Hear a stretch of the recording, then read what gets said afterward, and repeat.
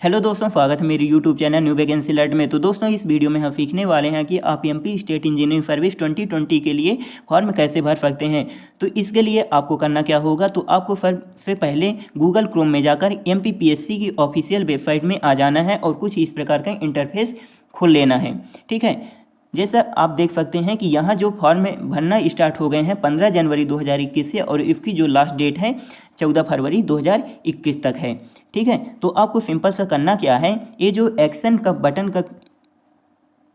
Button है इस पर क्लिक करना है। तो जैसे ही आप इस पर क्लिक करेंगे तो कुछ इस प्रकार का इंटरफेस खुलेगा और आपको क्या करना है, यहाँ पर ये जो सत्यापित का चिन्ह लगा हुआ है तो आपको यहाँ पर टिक कर देना है और स्क्रॉल डाउन करके नीचे चला जाना है। आई एक्सेप्ट पे क्लिक करना है और फिर इस प्रकार का कुछ इंटरफेस खुलेगा। ठीक है, तो आपको विषय चुनना है आपको। तो यहाँ पास देखिए civil engineering, mechanical engineering, electrical engineering, power engineering, ये सभी हैं। तो इसमें से आपको किसी एक को चूज कर लेना है। ठीक है, तो चलिए मैं यहाँ पास सिविल इंजीनियरिंग को चूज किए लेता हूँ। आगे चलते हैं।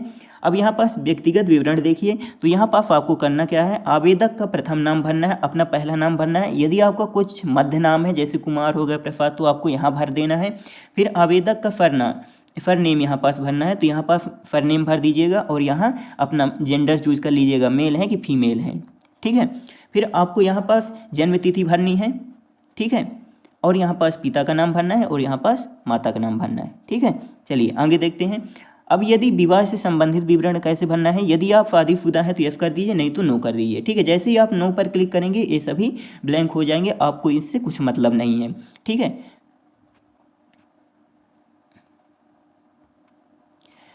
जैसे ही आप नो पर क्लिक करेंगे, अब यहाँ देखिए, यहाँ विवाह से संबंधित विवरण पूछ रहा है।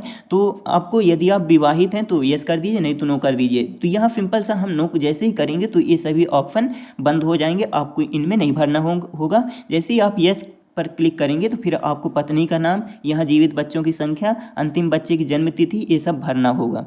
ठीक है, फिर आगे देखते हैं मूल सूचना का विवरण। फिर आपको करना क्या है, यहाँ पास रोजगार कार्यालय में जो पंजीयन है तो यस कर दीजिए, नहीं है तो नो कर दीजिए। तो अगर नो करते हैं तो फिर आप इसके लिए एलिजिबल नहीं होंगे। ठीक है, तो यहाँ पास जब आप यस करेंगे तो यहाँ पास फिर पंजीकरण क्रमांक जारी करने वाले जिले का नाम चूज करना है। फिर पंजीकरण क्रमांक आपको यहाँ पास भरना है, रजिस्ट्रेशन नंबर जो कहलाता है। फिर पंजीकरण क्रमांक उसमें दिया है कि आपको पंजीकरण कब बनवाए थे, उसकी डेट यहाँ पास आपको भर देना है।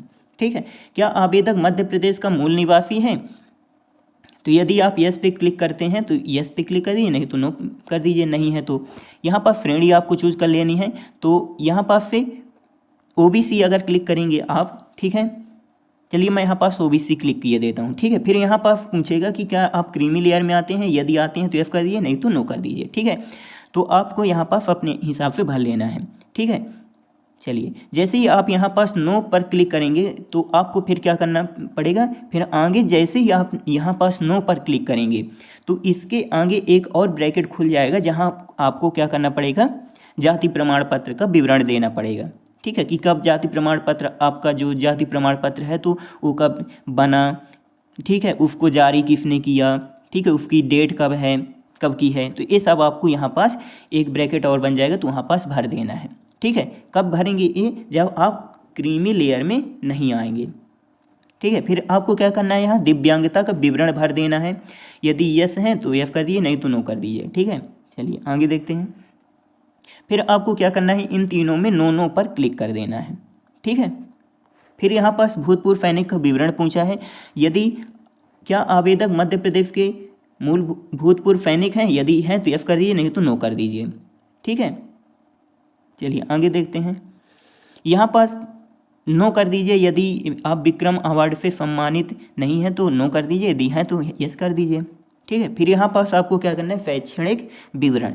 शैक्षणिक विवरण में आपको क्या करना है, यहाँ 10th भर देना है। यहाँ पास अपनी हिसाब से ग्रेड, CGPA, डिवीज़न जो भी भरना है आप यहाँ भर दीजिए। यहाँ पास आपके 10th क्लास में कितने सब्जेक्ट थे उनके नाम भर दीजिए। पूर्णांक कितने का था, आपने कितने अंक प्राप्त किए, प्रतिशत अपने आप आ जाएगा। डिवीज़न यहाँ से चूज कर लेना है और यहाँ पास अपने बोर्ड संस्थान का नाम भर देना है। आपने कब पास किया, उत्तीर्ण वर्ष उसको डाल दीजिए और यहाँ पास रोल नंबर डाल दीजिए। ठीक है, इसी प्रकार आपको 12th वाले में सिलेक्ट करना है। ठीक है, बिल्कुल सेम टू सेम जैसे 10th में। फिर यहाँ पास क्या करना है, स्नातक ए अब बी स्वयं भरा हुआ है, यहाँ पास से सिविल इंजीनियरिंग आ गया। ठीक है, यहाँ पास आपको क्या करना है,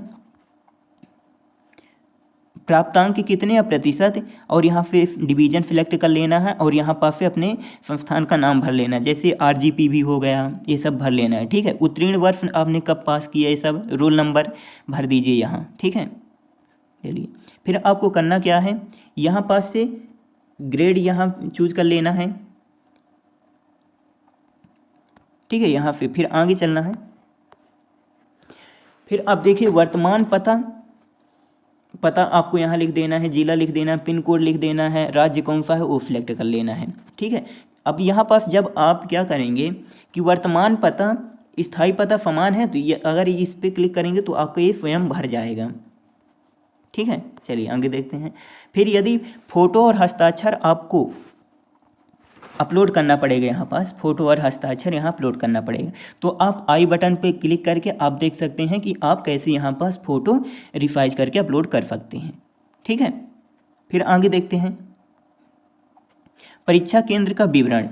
तो यहाँ पास परीक्षा केंद्र का विवरण आप तो यहाँ केंद्र का आप पहला विकल्प भर दीजिए, यहाँ पास द्वितीय आप सेंटर कहाँ लेना चाहते हैं द्वितीय, फिर यहाँ पास तृतीय विकल्प भर दीजिए, यहाँ चतुर्थ विकल्प भर दीजिए।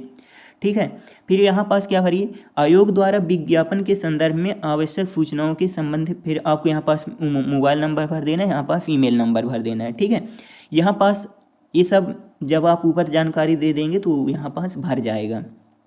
ठीक है, अपने आप। और फिर आपको यहाँ पास से ये 8 जैसे 8+2 लिखा है तो यहाँ 10 भर दीजिएगा। फिर जैसे ही आप नेक्स्ट पे क्लिक कर दीजिए, यहाँ एक और बॉक्स आ जाता है यहाँ पास कि क्या आप यात्रा भत्ता का लाभ लेना चाहते हैं। तो यदि आप लेना चाहते हैं तो आप बैंक की फ़ोटो यहाँ स्कैन करके अपलोड करना पड़ेगा।